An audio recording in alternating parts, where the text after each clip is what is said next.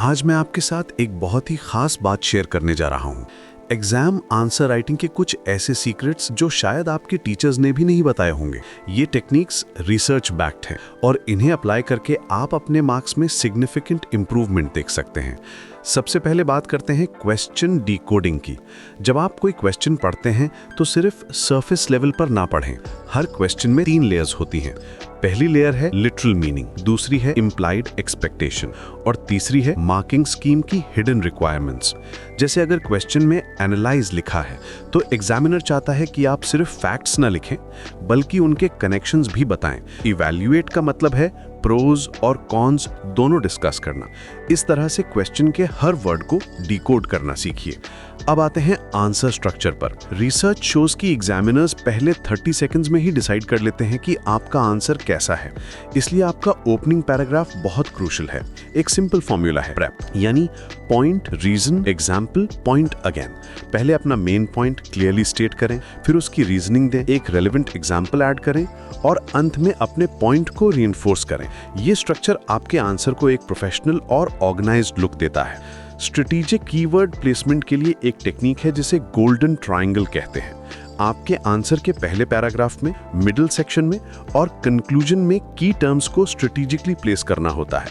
Examiners अक्सर इन्हीं areas को स्कैन करते हैं, लेकिन ध्यान रखें कीवर्ड्स को नेचुरली फ्लो करना चाहिए, आर्टिफिशियली स्टफिंग नहीं करनी चाहिए। ये टेक्निक आपके कंटेंट को एग्जामिनर की नज़र में हाईलाइट करती है। टाइम मैनेजमेंट के लिए एक यूनिक अप्रोच है रिवर्स प्लानिंग। टोटल टाइम को 3 पार्ट्स में डिवाइड करें। 25% प्लानिंग के लिए, 60% राइटिंग के लिए और 15% रिव्यू के लिए। प्लानिंग फेज में आप अपने आंसर का स्केलेटन बना लें, मेन पॉइंट्स, सब पॉइंट्स और एग्जाम्पल्स की लिस्ट बना लें।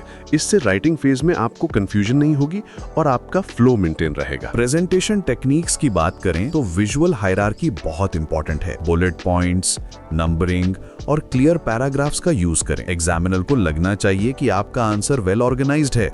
हैंडराइटिंग भी मैटर करती है, लेकिन स्पीड के साथ। एक ट्रिक है, अपने नॉर्मल राइटिंग स्पीड से 10% स्लो लिखें। क्लैरिटी इंप्रूव होगी और मिस्टेक्स भी कम होंगी। ये स्मॉल एडजस्टमेंट आपके प्रेजेंटेशन क्वालिटी को सिग्निफिकेंटली बढ़ा सकता है। मेमोरी रिकॉल के लिए स्टोरी मेथड बहुत इफेक्टिव है। अपने पॉइंट्स को एक स्टोरी की फॉर्म में कनेक्ट करें।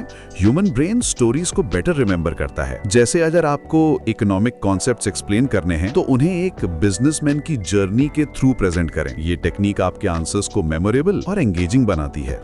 एक और पावरफुल टेक्निक है एग्जामिनर साइकोलॉजी। एग्जामिनर्स भी ह्यूमंस हैं और वो फ्रेश ओरिजिनल थिंकिंग को अप्रिशिएट करते हैं। जेनेरिक आंसर से बचें, अपने पर्सनल इनसाइट्स ऐड करें लेकिन रेलेवेंट रखें।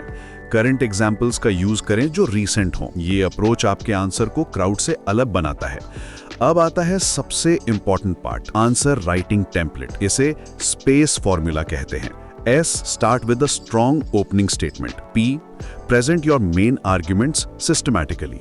A, add relevant examples and evidence. C, connect different points logically. E, end with a conclusive summary. Her paragraph में मैक्सिमम 3 पॉइंट्स रखें। ज्यादा पॉइंट से कंफ्यूजन होती है। ट्रांजिशंस का यूज करें जैसे furthermore, however, consequently। ये आपके आंसर को स्मूथ फ्लो देते हैं और लॉजिकल कनेक्टिविटी मेंटेन करते हैं।